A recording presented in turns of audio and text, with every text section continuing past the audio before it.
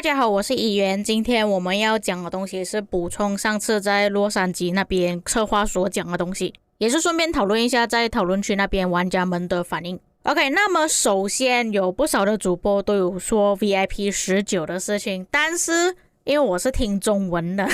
我是直接听大和在讲什么东西的。那大和他是没有明确的说出会有 VIP19， 大和只是说 VIP 系统会更新。那可能是因为他说的比较模糊，所以有一些玩家不确定到底是 VIP19 还是只是更新商店而已。然后他后面还有补充到一句，就是说 VIP 不能只是每次更新都是增加数值而已，因为可能他们自己也知道现在的游戏里面数值提升太大了，甚至有很多玩家都还没有到 VIP18， 就像我自己的骑兵账号也是一样，还没有到 VIP18 的，已经2000多天的时间了。并且我这个账号在之前真的花了不少钱，但是到至今为止2000多天依然还没有 VIP18。那他是说在 VIP 商店那边会更新，像是一些全程的特效或者是行军上的特效，但是不是通过宝石或者是资源购买，而是 VIP 点数购买。不过你们看到流传出来的图片应该是需要用宝石购买的，但是他这个宝石购买只是购买定点千层而已，而不是购买特效。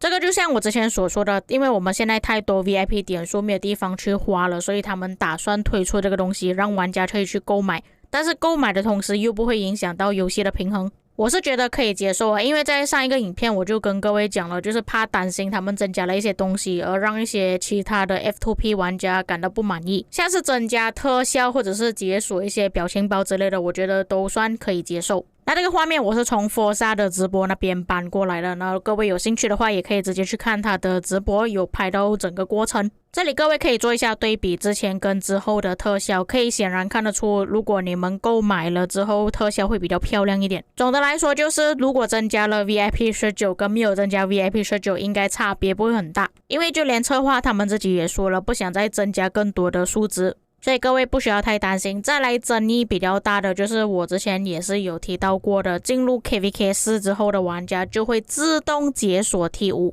我看到有不少的玩家比较不满意这一点，因为我们在前期其实花了很多时间跟金钱才可以去解锁 T5， 为什么新的玩家玩这个游戏进入 KVK4 之后就可以自动解锁？ OK， 那么策划当时候的说法是他们还在考虑阶段，就是不完全会实行。那他这个说法其实就像我之前所说的，策划先放出一些消息，然后去观察玩家们的反应能不能够接受。假设策划直接发布一个公告说进入 KVK4 的玩家可以直接获得 T5 的话，我相信大家的反应应该会更加热烈。所以我这个影片也是顺便征集大家的意见啊，你们觉得新的玩家进入 KVK4 之后自动解锁 T5 能不能够接受？至于为什么策划他们打算让那些新的玩家进入 KVK4 之后自动解锁 T5，像我之前就有讲过，随着游戏的发展变成现在游戏我们要做的东西越来越多了，我们除了要解锁 T5 之外，还要觉醒统帅、军器、装备全部都要弄，导致新的玩家压力会比较大，需要开销的费用也比较多。当然如果你们是往坏处去想的话，就是策划他们打算让新的玩家更快解锁 T5， 然后利用 T5 去战斗，消耗更多的资源加速，这样子他们就会去购买礼包。那这个也是大家的阴谋论啊，事实上就算是已经解锁了 T5 的科技，依然还是可以携带 T4 去战斗的，所以这个其实没有影响。那么这样子真的会不公平吗？事实上是真的不公平的，尤其是对于那些早期的玩家来说，旧的玩家肯定会心里不平衡的。我认为可以让新的玩家自动去解锁 T5， 但是可能要增加一些难度，或许需要完成一些成就之类的才可以自动解锁 T5。 不过就像我前面所说的，他们依然还在考虑阶段，所以不一定会实行，或者是大家有什么更好的方案可以在评论区给我知道。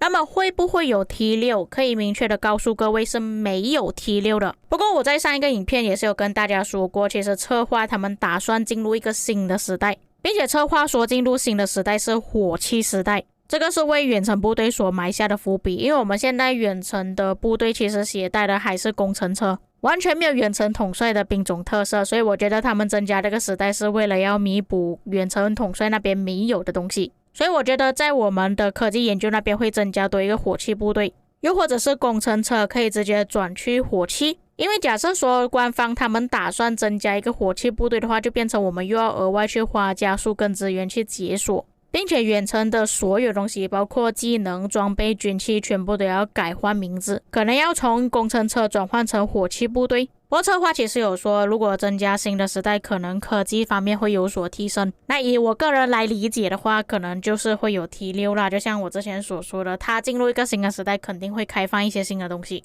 但是同时间，策划又说他们 T6 已经考虑了很久，但是比起 T6，他们更想要先开发新的时代，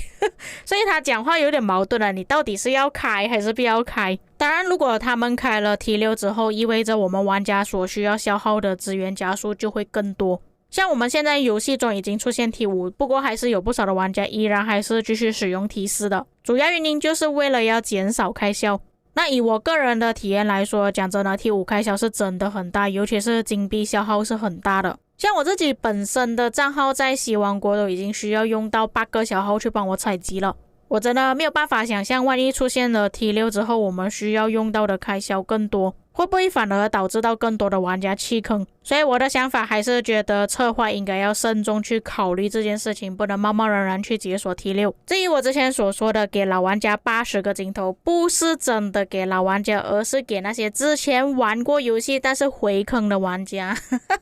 OK， 那么这个项目呢，其实已经在实行了。我之前也是有做过一个影片说这件事情，不过我已经检查过了，不是只有80颗镜头而已，而是有100颗镜头。但是要解锁也不是这么简单，需要购买礼包或者是完成一些任务才可以解锁，才可以拿到100颗镜头，所以没有想象中那么简单。但其实除了镜头之外，还有包括其他东西，像我之前有讲过的，可以试用统帅2个月，可以集体移民，可以用更便宜的价格移民。最新的更新就是会自动帮你升级你城市的等级，升级你那些还没有去解锁或者是还没有提升的科技研究，还有系统会自动帮大家训练一些部队之类的。不过这个话题我可能之后再做一个影片专门去讲，因为关于那个话题其实我有很多东西想要讲啊，所以我就专门做一个影片再跟大家解释。还有一个是 KVK3 之后会重置统帅，但是有提到是给新玩家的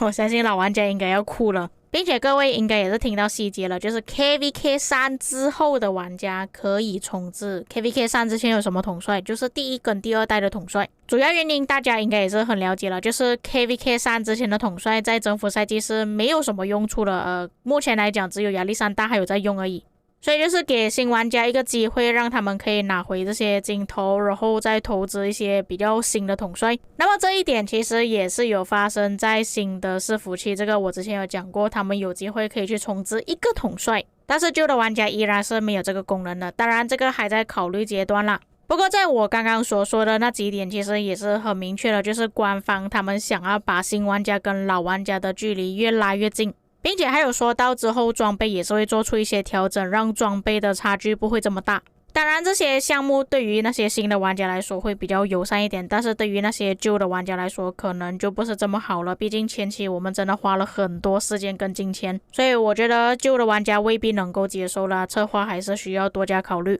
不管怎样，我刚刚所讲的东西都是需要等到官方公告出来之后才可以确认。就像我前面所说的，他们有时候是会放出一些消息，看玩家的反应才做出决定的。所以我是希望各位在看了我今天的影片之后，有什么想法可以直接写在评论区，我看能不能帮你们跟策划那边反馈。那么以上就是本期内容，至于各位有什么看法，可以在评论区给我知道。我们下个影片再见。